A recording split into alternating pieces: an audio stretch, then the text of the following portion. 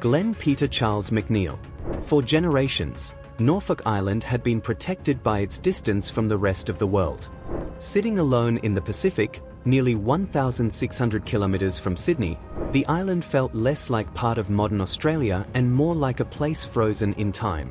Around 2,000 people lived there, many descended from the famous HMS Bounty mutineers, and they proudly called their home the Isle of Saints. That nickname wasn't just romantic, it was built on history. Since 1893, not a single murder had been recorded on the island.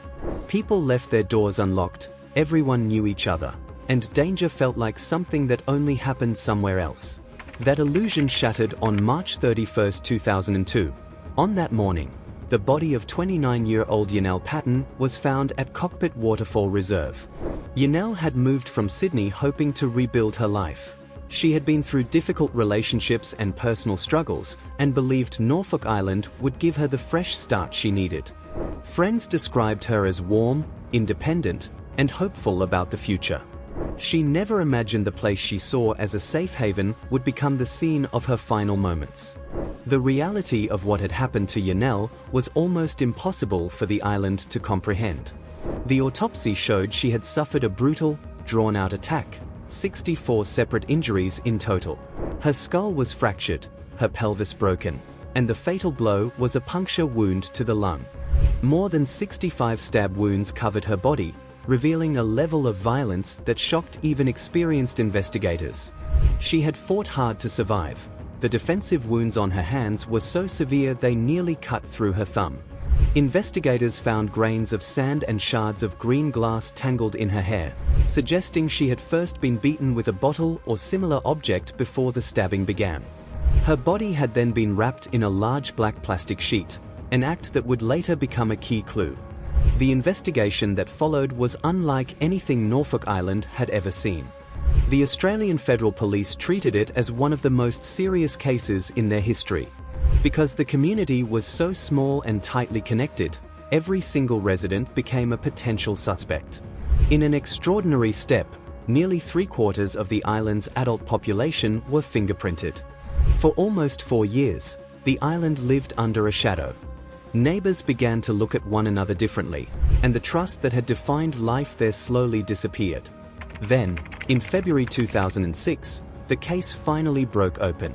Police arrested 28-year-old Glenn Peter Charles McNeill, a chef from New Zealand who had been living on the island at the time of the murder. During questioning, McNeill confessed. He claimed he had accidentally hit Yanelle with his car, panicked, and then used a fish knife to make sure she was dead before trying to hide what he had done. Later, he withdrew that confession, blaming mental health problems and pressure from investigators. But the evidence against him was overwhelming. In March 2007, a jury in the Norfolk Island Supreme Court found Glenn McNeill guilty of murder. He was sentenced to life in prison. With that verdict, justice was finally delivered, but the island would never be the same again. The idea of Norfolk as a peaceful paradise had died with Yanelle Patton, and the Isle of Saints was forced to face a darker, more human reality. Matthew Robert Wales. Glen Iris, Melbourne, is the kind of suburb people associate with success, tree-lined streets, expensive homes, and families who seem to have everything figured out. But on April 4, 2002, that picture-perfect image cracked open, revealing one of the most shocking family murders Australia has ever seen. The case would later be known as the Society Murders, and at its center was a son who turned his hatred into something unthinkable. Margaret Mary Wales King was 69, a wealthy socialite who moved easily through Melbourne's elite circles. Her second husband, Paul Aloysius King, was 75, a quiet and respected man. That night, after a family dinner at the home of Margaret's youngest son, 34-year-old Matthew Robert Wales, the couple simply vanished. At first, no one could imagine anything sinister. But behind the polite smiles and comfortable lifestyle, Matthew had been carrying years of bitterness toward his mother. He believed her fortune gave her power over him, that she used money to control his life and make him feel small. That resentment had been building for years, and on that evening, it finally exploded into a cold, planned act.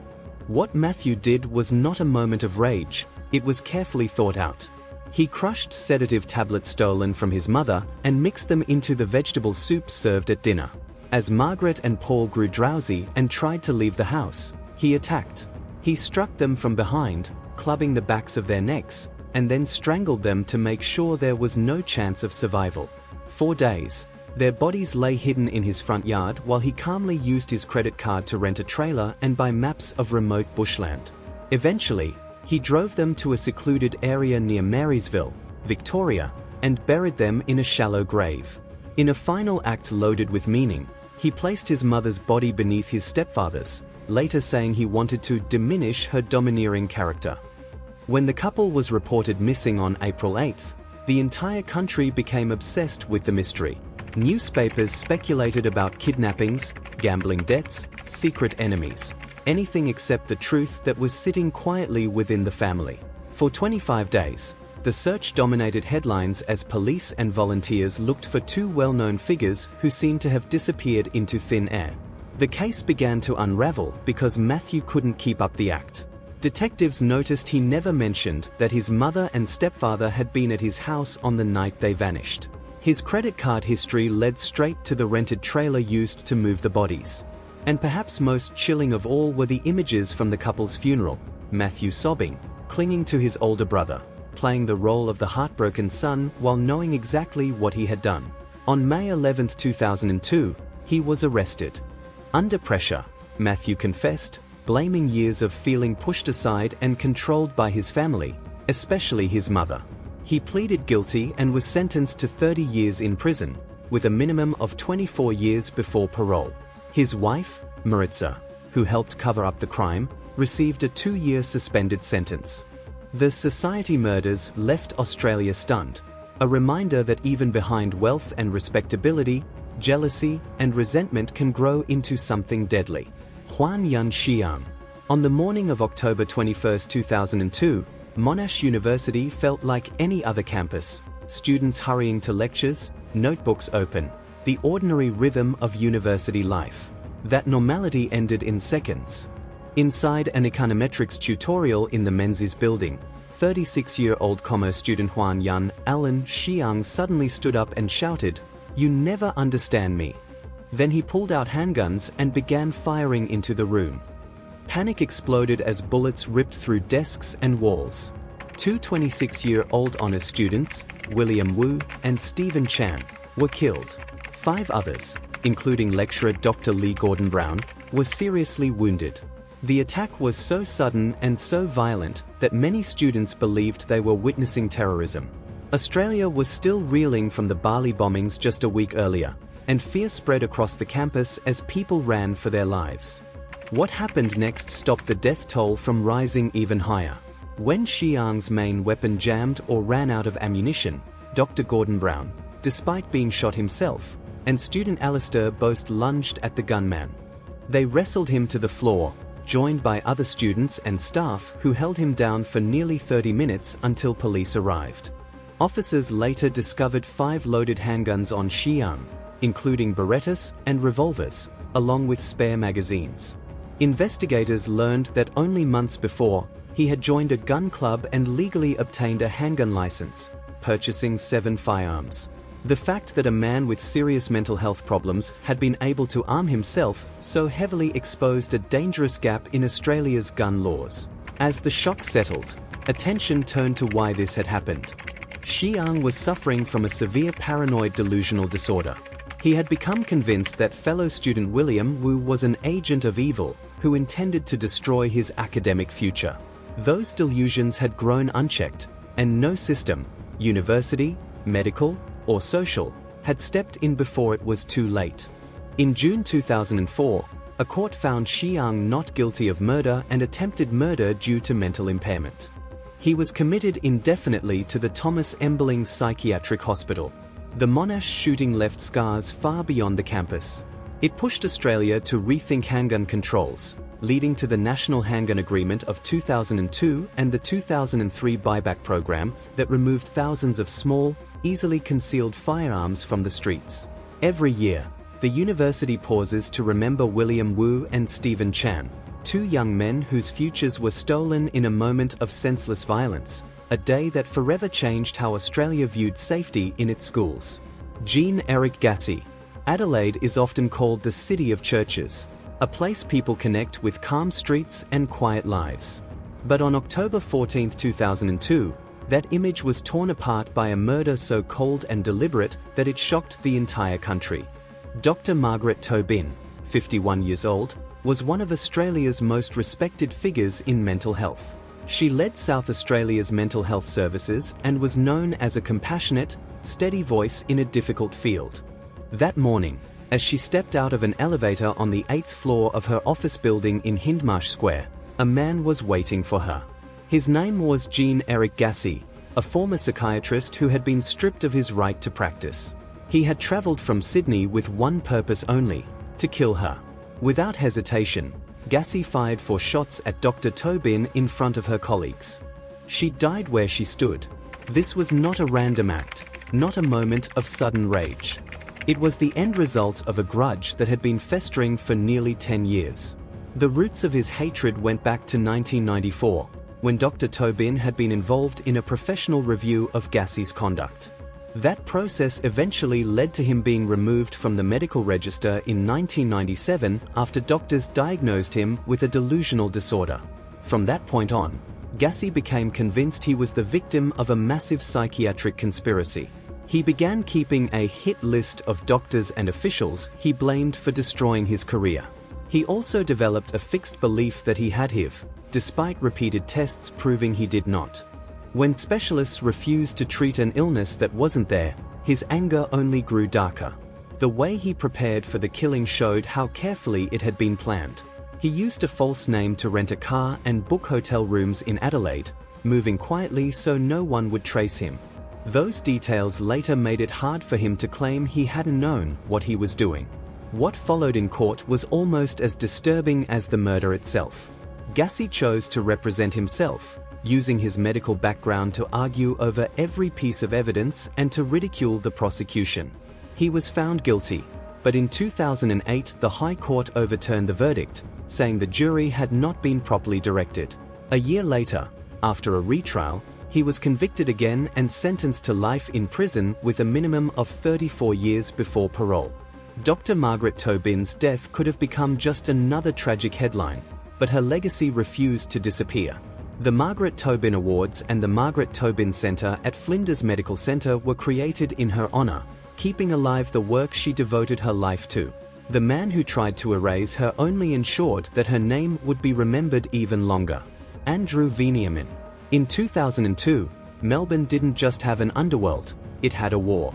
Shootings, revenge attacks, and public executions were becoming almost routine, and ordinary people were beginning to feel that the violence was creeping out of the shadows and into their everyday lives.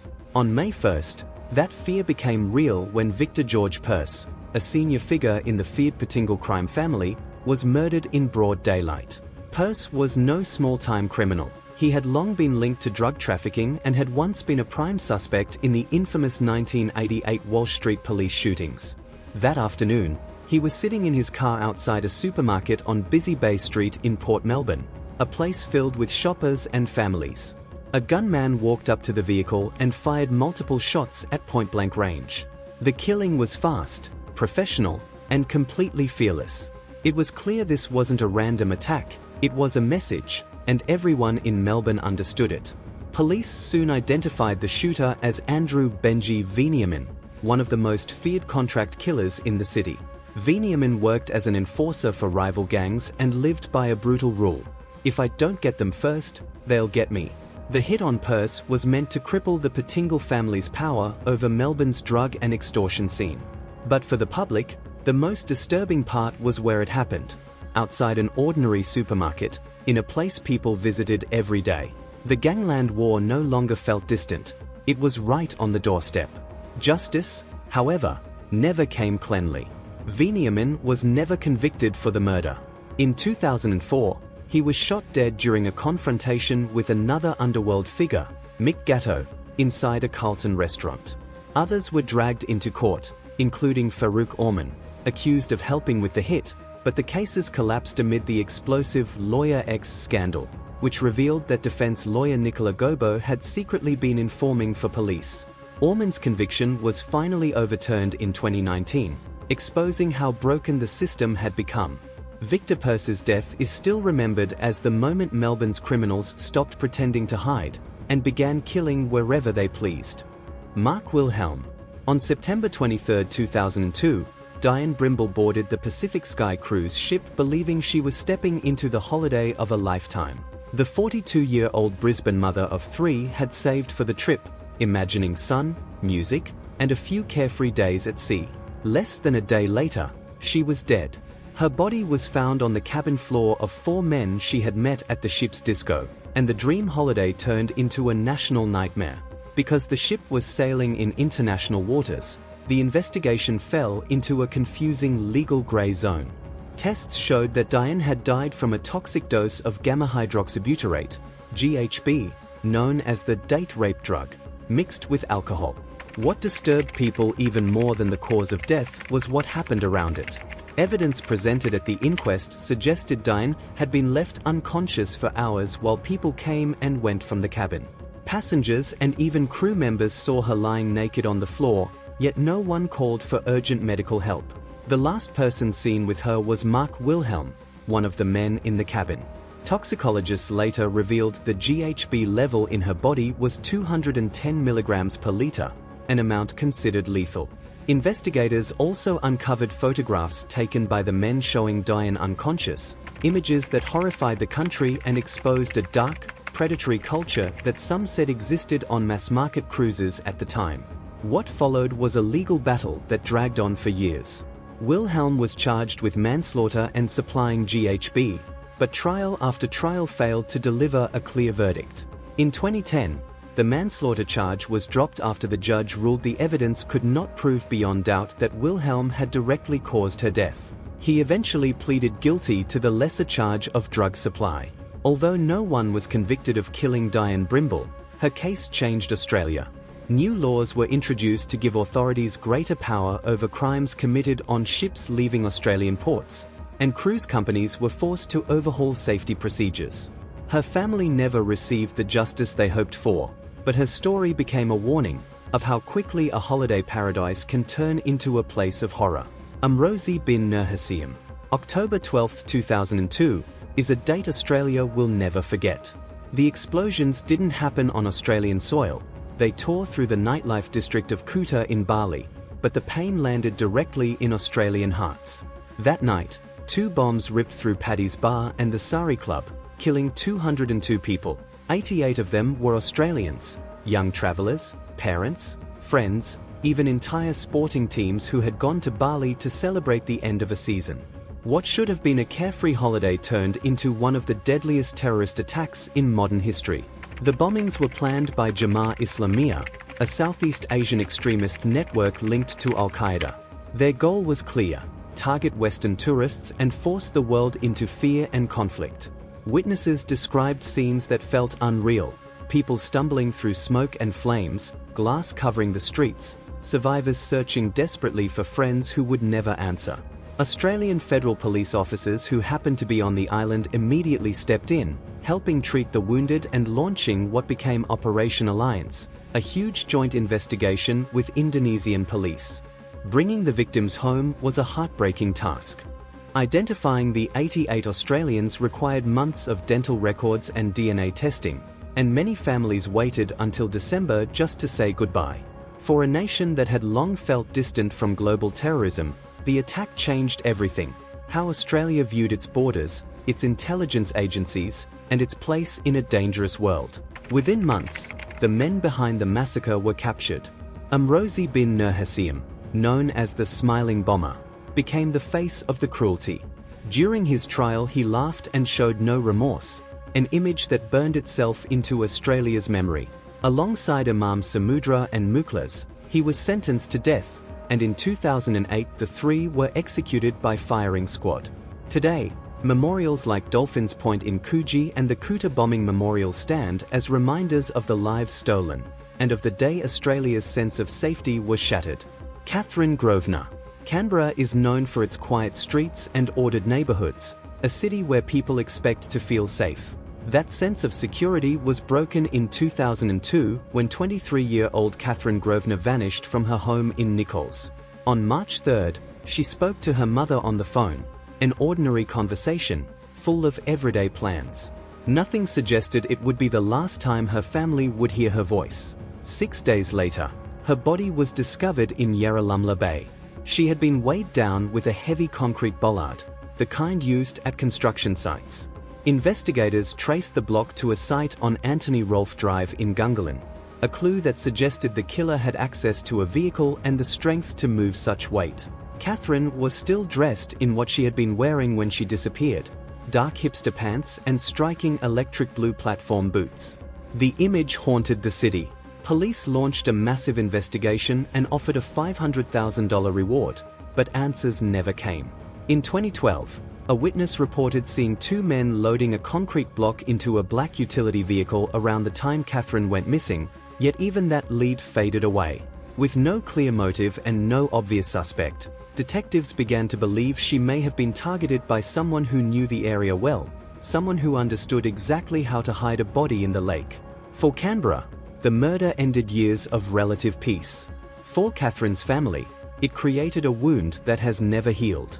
The case remains open, the reward still active, and every few years new appeals are made to the public. Catherine Grosvenor's story has become one of Australia's most painful cold cases, a reminder that sometimes the truth can sink beneath the surface and stay there for decades. Margaret Gall. Raymond Terrace had always been the kind of town where people felt safe behind their own front doors. That sense of security was shattered on March 25, 2002, when 50-year-old Margaret Gall was found dead in her living room. She had been brutally beaten with a heavy blunt object, a level of violence that left even seasoned detectives shaken. Investigators could see the attack had been filled with rage, yet nothing in Margaret's quiet, ordinary life explained why anyone would want her dead. Police formed Strike Force Korea to hunt for answers.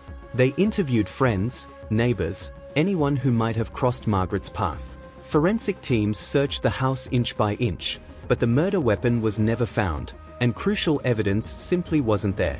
What made the case even more frightening for locals was where it happened, inside her own home, at a time when home invasion killings were almost unheard of in the Hunter region.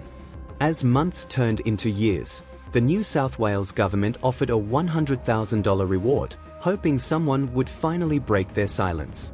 Yet no one came forward with the piece of information police desperately needed. The file remained open, but the trail grew colder. Today, Margaret Gall's murder is still unsolved. In Raymond Terrace, people have never quite forgotten that the person responsible could still be walking the same streets. Her case is often mentioned alongside other women who were killed or disappeared in the early 2000s, a painful reminder of how hard it can be for regional police to solve crimes when there's no clear witness and no weapon to tell the story. Catherine Friend. When Jason Friend was shot in the head as he slept in his West Hoxton home in 2002, the crime looked like a cold, straightforward murder. A man killed in his own bed. There are few betrayals darker than that. For years the truth remained buried, until investigators began to look much closer at the person who knew him best, his wife, Catherine Friend. Eventually Catherine was charged and convicted, receiving an 18-year prison sentence. But the story didn't end there. More than a decade later, police received fresh information suggesting she may not have acted alone. The case was reopened, and detectives returned to properties in semi-rural Berrili, searching for the missing murder weapon and for anyone else who might have played a part in Jason's death. For the West Hoxton community, the case was deeply unsettling. Jason had been killed at his most vulnerable, asleep in the place where he should have been safest. Neighbors began to wonder how well anyone really knows what happens behind closed doors, and how quickly domestic tension can turn into something deadly. Even after Catherine's conviction, questions continue to hang over the case. Investigators have made it clear they believe more people know the truth. The reopening of the file shows how Australian homicide cases rarely die. New evidence can surface years later, pulling old wounds back into the light. Jason Friend's murder remains one of the most disturbing domestic killings of 2002, proof that justice can be a long and uncertain road.